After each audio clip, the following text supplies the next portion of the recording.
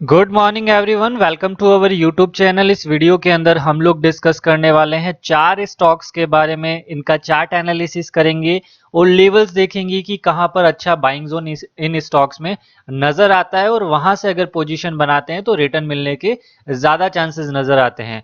तो वो स्टॉक्स को हम लोग डिस्कस करेंगे, तो वीडियो को एंड तक जरूर देखिएगा और लेवल्स को नोट डाउन जरूर कीजिएगा। आप लोग नोटबुक में नोट डाउन कीजिएगा और वॉच लिस्ट में स्टॉक को लगाकर देखिएगा और उसके बाद इन स्टॉक्स को 5 से 6 महीने के बाद देखिएगा। उन लेवल्स पर अगर स्टॉक आते हैं और वहां से बाउंस बैक करते हैं तो किस तरीके से हम अच्छी कंपनी में अच्छा रिटर्न बना सकते हैं। तो इसी तरीके की अप्रोच आप लोगों को भी रखनी पड़ेगी अगर स्टॉक मार्केट में कंसिस्टेंटली रिटर्न बनाना है।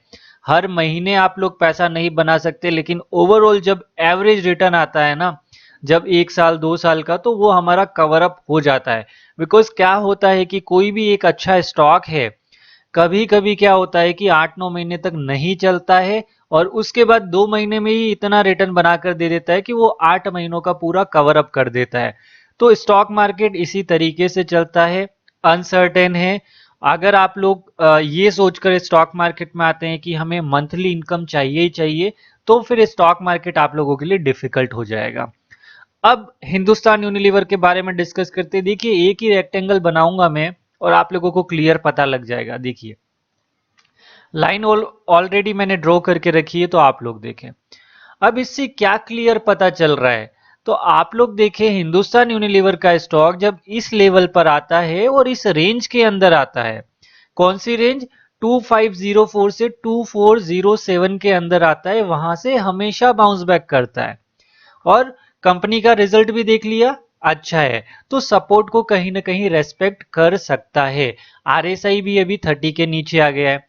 आरएसआई देखो 40 के नीचे आ गया है। आरएसआई देखो ये आया, इस रेंज के अंदर आया। देखिए, सपोज हमने यहां पर बाय कर लिया होता और यहां पर बाय कर लिया होता, तो उसके बाद देखिए रिटर्न, उसके बाद फिर देखिए आप यहां बाय कर लिया सपोज, क्योंकि इस लेवल पर वैसे तो टच नहीं किया था तो हम लोग बाय नहीं करते, लेकिन इस लेवल पर तो बाय करते हैं ना।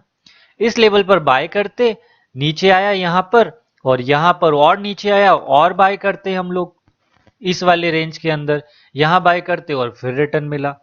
उसके बाद स्टॉक नीचे आ रहा है, आरएसआई 40 के नीचे आ गया तो पहली बाइंग बनती है और नीचे आएगा तो और बाय करेंगे और रिटर्न देखिए, फिर यहां बाय करते हैं, यहां बाय करते तो एवरेज कहीं यहां आएगा और वहां से मैं आप लोगों को बताता हूं कि ये स्टॉक में कितना परसेंट रिटर्न पोटेंशियल अवेलेबल है। अगर करंट प्राइस पर भी सपोज एंट्री कर ली और बाउंस बैक कर गया स्टॉक, तो इजीली 5 to 6% का रिटर्न यहां पर अवेलेबल है। और जब इस रेंज को तोड़ेगा ना, जब एक्चुअल बुल रन स्टार्ट होगा, तो इस स्टॉक का टारगेट आ रहा है 3000 का, इस बार टच कर जाएगा। ये रेंज तोड़ना चाहिए, ये रेंज तोड़ेगा। सपोज अगर स्टॉक इस तरीके से रेंज तोड़ता है और उसके बाद यहां अगर कंसोलिडेट कर गया और रेंज में और उसके बाद ब्रेक हो गया, तो 3000 इजीली अवेलेबल है। तो अगर 1 ईयर का भी व्यू है तो यहां से सीधा सीधा 20%, तो 8 महीने से 12 महीने, लगभग 1 साल का व्यू अगर है तो 20% भी रिटर्न खराब नहीं होता है। तो ये मैंने आप लोगों को डिटेल से समझाया। अब ब्रीफ में देख लेंगे दूसरे स्टॉक, ताकि आप लोगों को पता चल जाएगा। दूसरा जो स्टॉक होने वाला है वो होने वाला है कोटक बैंक का। अब कोटक बैंक को भी हम लोग अभी बड़ा कर देते हैं। अब कोटक बैंक में भी देखिए, मैंने आप लोगों के सामने रेंज बनाकर रखी है, ये वाली रेंज और ये वाली रेंज। स्टॉक कहाँ टच कर रहा है, देखिए यहां पर एक रेंज ये बनाई थी, यहां से यहां आया, यहां से आया, तो मैक्सिमम है कि यहां से स्टॉक इतना जाना चाहिए, तो 6 to 7%। तो पोजिशनल ट्रेडिंग के लिए बहुत अच्छा स्टॉक है। 1 से 2 महीने के अंदर ये टारगेट अचीव हो सकता है। और नीचे आ गया तो ये तो स्ट्रॉन्ग जोन है 1764, 1764 यानी कि 1760 का स्ट्रॉन्ग सपोर्ट जोन है। यहां से अगर पोजीशन बनाई जाए तो स्टॉक बहुत अच्छा रिटर्न देगा। और जब ये रेंज ब्रेक होगी तब आप लोग देखिएगा कितना अच्छा रिटर्न बन सकता है। देखिए, मैं इसको विक बनाई है ना, इसलिए इसको ज्यादा कंसीडर करता नहीं। अदरवाइज अगर इस स्टॉक में देखें तो एक टेक्निकल पैटर्न भी बन रहा है, जो आप इस तरीके से देखिए, इस तरीके से जो है ऊपर ब्रेक करने की कोशिश की, नीचे आया और उसके बाद वापस से एक सेकंड हैंडल बनाते हुए और भी ऊपर जा सकता है। अगर इसकी रेंज को कैलकुलेट करते हैं हम लोग, सिर्फ मैं यहां तक ही जा रहा हूं, ज्यादा ऊपर नहीं जा रहा हूं, तो यहां से भी कंसीडर करते हैं ना, तो ऑलमोस्ट ऑलमोस्ट ये स्टॉक आ रहा है इसके लाइफ टाइम हाई के आसपास में। तो यहां से पोटेंशियल देखिए 16 और 7 कितना हो गया, 420 और 23% का रिटर्न। तो अगर आने वाले 6 महीने से 1 साल के अंदर 23% का रिटर्न मिलता है तो कोई खराब नहीं है। तो ये स्टॉक को भी आप लोग कंसीडर कर सकते हैं। नेक्स्ट स्टॉक देखते हैं। नेक्स्ट स्टॉक इस थीम पर आप लोग बाय कर सकते हैं कि सपोज देखिए बिजनेसमैन की तरह सोचिए, अगर कोई कूलर का या इसी का बिजनेस करता है, किसी भी चीज का बिजनेस करता है, हर चीज का ऑफ सीजन आता है। तो अभी वियरपूल का क्या चल रहा है, ऑफ सीजन चल रहा है, अभी चलेगा मतलब। तो ऑफ सीजन में स्टॉक को बाय करो और जब सीजन आए, डिमांड आए, वहां पर बेच दो। ये स्टॉक सीधा सीधा इस तरीके से देखो, इस तरीके से ये राउंडिंग बॉटम बनाने की तैयारी कर रहा है और सपोर्ट लेना स्टार्ट कर दिया है 1417 पर। तो यहां से क्लियरली हम लोग देखें तो यहां से वियरपूल के अंदर सीधा सीधा जो पोटेंशियल है वो 29 है, तो ऑलमोस्ट 30% मान लीजिए, और 1 साल का भी टाइम लगता है 30% में, तो कोई दिक्कत वाली बात नहीं है। तो इस स्टॉक को थोड़ा लंबा व्यू हो तभी हमें अपने पोर्टफोलियो में रखना चाहिए। मेरे पोर्टफोलियो में ऑलरेडी है।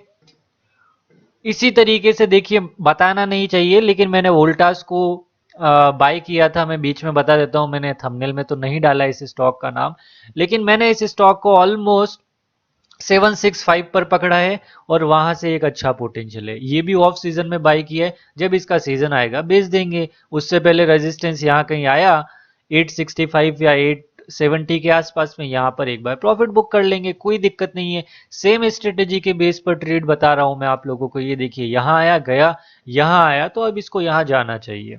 ठीक है। अब जो नेक्स्ट होने वाला है वो है आईटीबीज। आईटीबीज मैंने इसलिए कंसिडर किया है बिकॉज आईटी सेक्टर को हम लोग एनालिसिस कर लेते हैं। आईटी सेक्टर में अगर देखा जाए, देखिए आईटीबीज के चार्ट में कभी भी आप लोगों को सही तरीके से नहीं पता चलेगा, तो हम सीधा इसके सेक्टर के चार्ट को देखेंगे। और सेक्टर के चार्ट में सीएनएक्स आईटी कहां पर है हमारा, ये फार्मा है, ये आईटी है। अब आईटी में देखिए आप लोग क्या हो रहा है। अब आईटीबीज में इसलिए बताया बिकॉज अगर गिरता भी है तो देखो यहां से सीधा सीधा एक 3% का पोटेंशियल ही है, और मैंने ऊपर लाइन लगा रखी है यानी कि 5 to 6%। ठीक है। और उसके बाद ये रेंज जब ब्रेक होगी, ये वाली रेंज देखिए, ये वाली जब रेंज ब्रेक होगी तो मैं आप लोगों को यहां से हम लोग एक लाइन यहां डाली ऑलमोस्ट, तो ये कहीं ना कहीं स्टॉक सेक्टर जो है इस तरीके से देखिए, यहां अगर सस्टेन करता है, यहाँ लाइन बहुत सारी है ऊपर, मैं पूरी लाइनें ही हटा देता हूं आप लोगों के लिए, चार्ट को बड़ा कर देता हूं ताकि आप लोगों को समझ में आए। ये एरो मैंने इसलिए लगा रखे थे, देखिए कुछ चीजें हो जाती है उसके बाद बताना आसान है।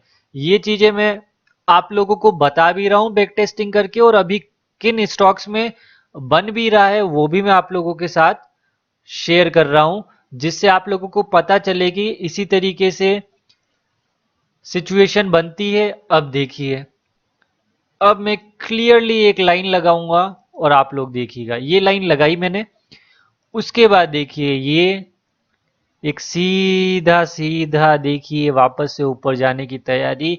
यहां अगर सस्टेन कर गया, हमें नहीं पता, यहां से वापस भी गिर सकता है, लेकिन यहां सस्टेन करने के बाद ऊपर गया ना, तो उसके बाद देखिए टारगेट कितना आ सकता है। तो जो टारगेट निकल कर आएगा, थोड़ा सा मैंने मिस्टेक कर दिया है, एक इंडेक्स के अंदर 17% का रिटर्न, और देखिए जहां जहां टारगेट आ रहा है ना, वहां पहले से ही कोई रेजिस्टेंस बना हुआ होगा। ये अब देखा जाए तो हम थोड़ा सा नीचे कर लेते हैं, तो ऑलमोस्ट 15% का गेन है आईटी सेक्टर के अंदर। तो आईटी सेक्टर अच्छा रिटर्न बनाकर दे सकता है, स्टॉक्स में डर लगता है तो हम लोग IT20 को कंसीडर कर सकते हो, नीचे गिरे 3 से 4% तो एवरेज कर सकते हैं, जिससे हमारा रिटर्न जो है मैक्सिमाइज हो जाएगा। तो ये मैंने 4 स्टॉक डिस्कस किए और एक्स्ट्रा आप लोगों के साथ वोल्टास को भी मैंने बताया। तो आई होप आप लोगों को ये वीडियो अच्छा लगा होगा। Thank you for watching this video.